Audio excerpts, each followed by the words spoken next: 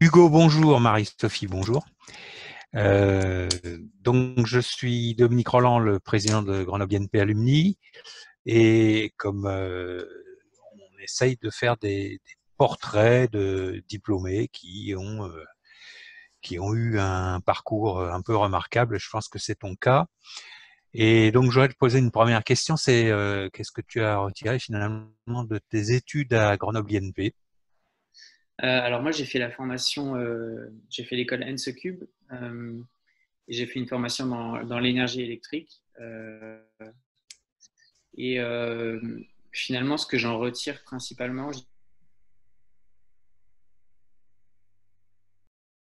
dirais, c'est technique et une légitimité dans le management des équipes techniques. Parce que finalement, je n'ai pas exercé en tant qu'ingénieur.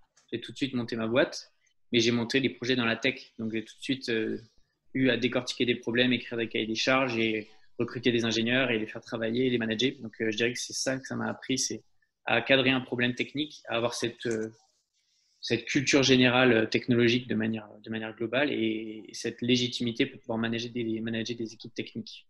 Et aussi, ce que ça m'a apporté, c'est tous les gens que j'ai pu rencontrer, parce que mes meilleurs amis d'aujourd'hui sont toujours des gens de Grenoble INP et ma fiancée aussi, donc ça m'a aussi apporté ça. D'accord, très bien. Ben, écoute, ça veut dire que tu t'es orienté très vite vers le management, et tu sais que Grenoble INP est en train d'acquérir une composante management, donc ça conforte peut-être un peu ce genre de démarche. Est-ce que tu peux nous dire finalement quelles sont les idées qui t'ont poussé à créer ta boîte? Ouais, bien sûr. Bah, déjà, j'avais toujours cette volonté depuis le début, même au début de l'école, de créer des choses. J'ai fait le double diplôme avec GEM, avec Grenoble École de Management, qui existait pour la première ou deuxième année à cette époque-là. Et ouais, bah, pendant les études, j'avais déjà monté des petites assos, une première liste BDE pour rigoler, qui n'a pas gagné, et ensuite ce qui s'est transformé en BDA. Et ensuite, j'ai monté un blog à Grenoble avec une dizaine de personnes qui a commencé un peu à marcher, qui était plutôt dans la culture. Donc, on avait créé un site internet, on commençait à avoir un petit réseau et tout. Ça, c'était les points de départ. Et finalement, quand il a fallu transformer ça en quelque chose de professionnel, parce que je me suis retrouvé à faire un stage de fin d'études, un PFE à ERDF, à la Défense, dans la direction financière. Et très vite, je me suis rendu compte que ça allait pas être mon truc. Je me reconnaissais pas du tout dans la culture d'entreprise des grandes boîtes et je voulais créer un truc à moi. Et en fait, j'ai cherché coûte que coûte des idées. Et j'ai dû faire, je sais pas, très rapidement 5, 6, 7 tentatives de début de projet avant de trouver une première idée qui commençait à marcher. Donc, c'est pas une idée en particulier qui m'a fait vouloir entreprendre, c'est plutôt la volonté d'entreprendre qui a déclenché ces idées. Ça s'est fait Hmm. de cet ordre-là. Ouais. Et alors, si on reprend ce que tu as dit là, finalement, tu as créé combien d'entreprises?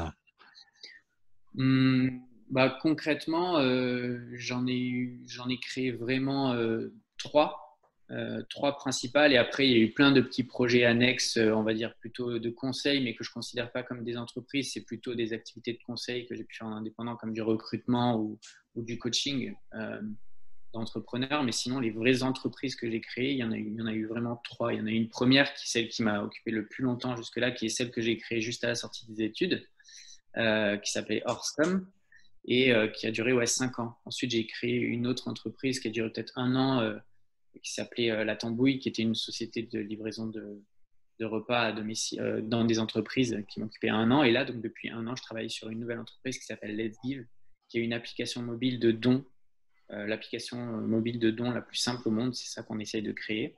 Et ça permet à des gens de faire des dons à des associations de manière hyper simple, à partir de 5 centimes par jour. Donc c'est vraiment très bas et ça permet à tout le monde de pouvoir contribuer. Euh, ouais, voilà, donc trois pour répondre à la question. D'accord.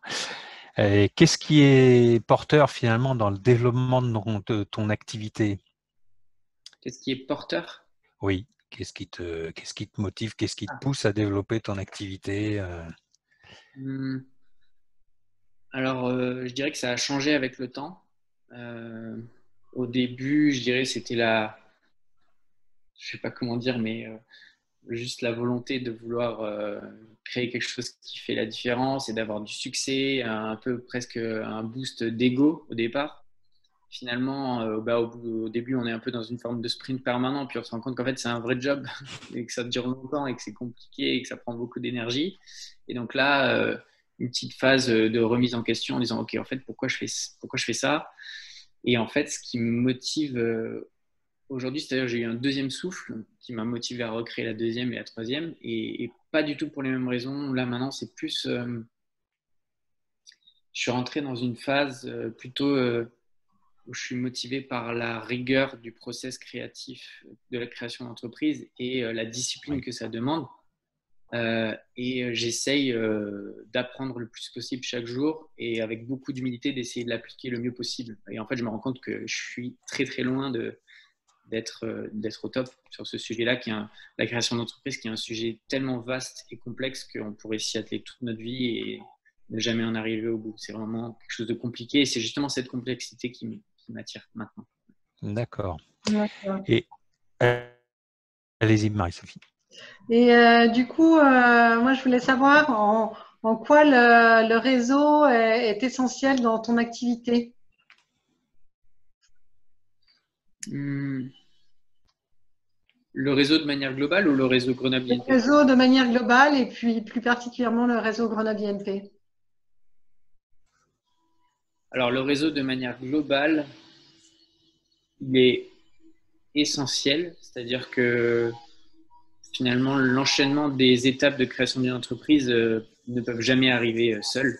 C'est toujours grâce à l'aide de certaines personnes dans le réseau, que ce soit pour la recherche de financement, même se faire challenger sur des sujets stratégiques, recruter d'autres personnes et même vendre, donc trouver les bonnes opportunités. Donc le réseau, de manière générale, il est essentiel, il est même crucial. Et finalement, c'est très compliqué quand on se lance en tant que jeune entrepreneur parce qu'on n'a pas de réseau et surtout on n'a pas de légitimité. Donc là, en avançant avec les années, c'est de plus en plus simple. Plus on avance, plus c'est simple de développer ces problèmes.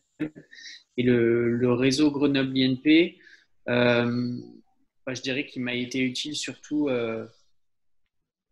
pour le recrutement, je pense. Parce que dans mon ancienne boîte, dans ma boîte où j'ai dû recruter pas mal d'ingénieurs, j'ai eu pas mal de personnes de Grenoble INP. Ouais, principalement ça. J'avais fait aussi appel à quelques professeurs quand je devais designer électroniquement mon premier produit parce que c'était un produit hardware et du coup j'ai rappelé des profs que j'avais eus et qui m'ont aidé. Donc c'était cool, ça aussi. Et ouais, principalement sur réseauter pour trouver les bonnes compétences techniques. C'est surtout comme ça que ça m'a aidé. D'accord. Et du coup, quels sont tes défis principaux pour les prochaines années? Mes défis, ils restent toujours les mêmes, c'est-à-dire que finalement, à chaque fois qu'on repart dans un projet entrepreneurial, ça va être vraiment des étapes successives qu'il faut passer. Donc là, la première étape, dans le cadre de l'application que je suis en train de développer, c'est la première étape qu'on a déjà passée, c'est atteindre un niveau de satisfaction suffisant. En fait, là, il y a des méthodologies hyper claires maintenant qui sont développées principalement dans la Silicon Valley parce que c'est là-bas qu'ils savent le mieux développer des produits qui fonctionnent. Donc la première étape, ce qu'ils appellent le product market fit, qui est une méthodologie vraiment passionnante, qui consiste à demander à chaque fois qu'on sort une nouvelle version du software à une quarantaine de personnes, est-ce qu'ils seraient très déçus, un peu déçus ou pas du tout déçus si on leur retirait le produit. Et dès qu'on atteint un seuil de 40% de gens très déçus, alors là, ça veut dire qu'on a atteint un niveau de satisfaction suffisant qui, a priori, fait dire que le produit va avoir beaucoup de succès. Et donc ça, on l'a atteint juste là, il y a quelques semaines. Et donc ensuite, la deuxième étape, c'est, OK, ce produit-là, maintenant qu'il plaît, comment on fait pour que chaque personne ait envie de le partager à ses proches? Et c'est cette boucle qu'on appelle de viralité qui va permettre en fait à un produit d'avoir du succès et de se déployer. Et donc là, on est en plein dans cette phase de travail autour de la viralité. Donc en fait, les sujets, ils sont devenus au fil du temps dans l'entrepreneuriat, pour moi en tout cas, de plus en plus techniques et assez peu conceptuels. On rentre vraiment dans des trucs super précis où on sait exactement l'objectif lequel il est. On a des métriques super précises à traquer à chaque étape. Et en fait, c'est vrai que ça fait perdre un peu le côté de l'entrepreneur visionnaire qui a des idées de fou 30 000 à la minute et qui emmène toute sa team je sais pas où. Alors qu'en fait, là, on revient à des choses beaucoup plus terre à terre où on dit, OK, l'indicateur, c'est le coefficient de viralité, il faut qu'il dépasse 1. Et c'est presque un truc d'ingénieur, en fait, hein, vraiment. Donc, je suis revenu à des basiques du basique de l'ingénieur. de l'école. Ouais, D'accord. carrément. Et quelles sont, d'après toi, les qualités essentielles pour entreprendre? Pour entreprendre, la qualité principale, c'est qu'il faut avoir envie d'entreprendre plus que tout. Si ça, c'est vrai, après, tout le reste, normalement, découle de ça. Et après, je dirais qu'il faut beaucoup d'humilité parce que c'est très, très dur. Et qu'il faut beaucoup de curiosité, c'est-à-dire à chaque problème, sa solution. Et il faut avoir envie de la trouver quoi, à chaque étape. Et c'est pas facile. C'est un vrai challenge de tous les jours. Alors certes, plus on avance, plus on a l'expérience, plus la plupart des problèmes, les problèmes, on les a déjà rencontrés. Et c'est de plus en plus simple de trouver les solutions. Mais malgré tout, c'est dur à chaque fois. Même quand on l'a déjà fait, c'est toujours dur. Donc, en grand 1, l'envie. En 2, l'humilité. Et en 3, la curiosité. Ouais, c'est les 3 skills pour moi. D'accord. Et enfin, la dernière question, c'est aux étudiants, par exemple, si tu avais à parler aux étudiants, quels seraient les conseils que tu leur donnerais pour réussir leur démarche d'auto-entrepreneuriat? Je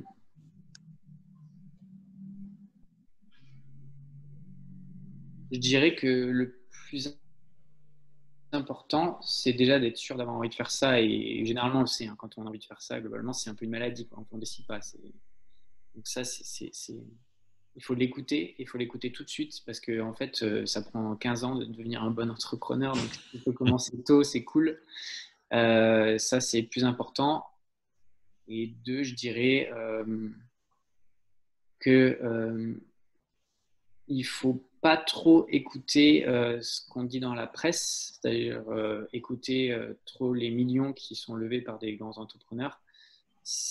Tout ça, c'est une conséquence du dur travail de tous les jours de résoudre tous les petits problèmes. Et ce qui est le plus important, c'est juste de me dire aujourd'hui quel est le problème que je veux résoudre, passer du temps à le définir et chercher la solution. Et en fait, elle est partout. Et les 2 manières principales de trouver cette solution, c'est de lire tout ce qui existe sur Internet. Il y a des millions de trucs et c'est super bien documenté. Et de me faire des amis. C'est-à-dire de rencontrer des gens qui ont déjà résolu ces problèmes et qui vont m'expliquer en 1 minute au lieu de 10 heures de recherche comment je vais résoudre ce problème.